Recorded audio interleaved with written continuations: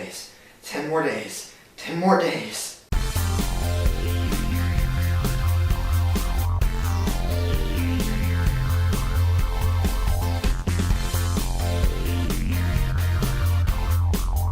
Noff Clipper, hi friends, Darth Momo here, and I am here to review Star Wars Episode 1, The Phantom Menace. Now, I know reviewing all the Star Wars films was kind of a thing that was done before The Force Awakens.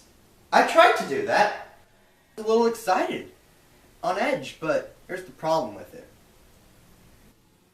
I kind of failed. Had some editing issues with what I was trying to do. So it ultimately didn't happen. But since no one else is doing it, now you guys will watch my reviews.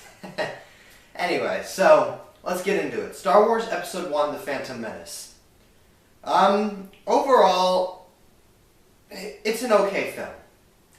Personally, I can sit down and enjoy most of it. I'm not a big hater of the prequels like what used to be the norm. I think now we're getting to the point where the prequels can be more accepted. We'll get to that, though, with Attack of the Clones. I thought the acting, for the most part, was relatively decent. Some acting, such as Jake Lloyd, was definitely not good, but in no way do I blame Jake Lloyd for that. That is completely on George Lucas. Jake Lloyd is a little kid, brand new to acting, and George, as we've heard about from the original trilogy and other actors in the prequels, he's not really a hands-on director. So it was essentially Jake Lloyd just got up there and had to do things for himself. I do not in any way, shape, or form blame Jake Lloyd, and I think anyone who attacks him so viciously should be ashamed of themselves. But let's see. I watched the Red Letter Media review of the prequels, and they were starting to bash people for starting to accept the prequels. Like, oh, okay, you like certain aspects, but what about the story? I'm going to say it. I like the story of The Phantom Menace. Okay, that was too close.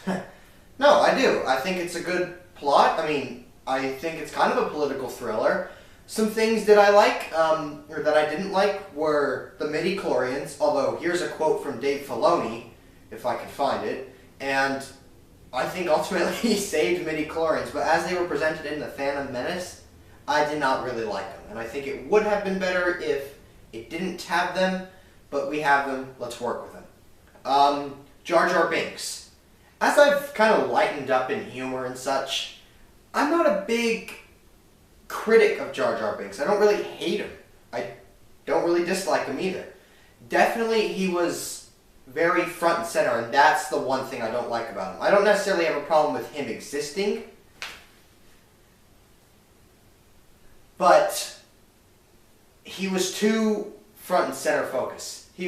His character is very similar to C-3PO in Empire Strikes Back, but why C-3PO is much more acceptable and tolerable is because he wasn't so front and center. It was kind of it was on the back burner, the comic relief. Let's see, what else is there? The Podrace. I personally don't like the Podrace. Everyone loves it. I don't know why, but okay. The lightsaber duel between Obi-Wan, Qui-Gon, and Maul I thought was great. Great choreography. I think that's personally where lightsaber fights kind of left their groundedness and their reality. What else do we have? Anakin blowing up the whole Trade Federation thing, I thought it was okay.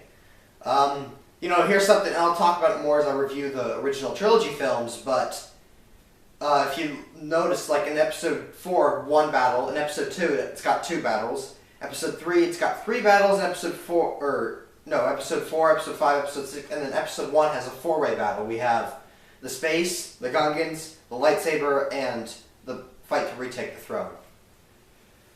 So, what else is there to really touch upon? One of the things I love about The Phantom Menace is showing Palpatine's rise to power. I thought it did a really good job. I thought the prequels did a really great job with Palpatine. I think few people would deny that. The music, of course, brilliant. John Williams is fantastic with this kind of stuff. I mean, there's not really much else to say. I mean, CGI, yes. Not a big fan of the CGI. I think it was good that it used the CGI in the perspective of, okay, we saw what went wrong, now let's fix it in future films, the Disney era films. And so far, I think Force Awakens did good with the balance between CGI and practical effects. Because as much as the original trilogy really pushed the boundary, some of the practical effects don't really hold up today. Like the AT-ST walkers, ugh. But also, I do wish that it would have been less CGI. And that's really what I have to say.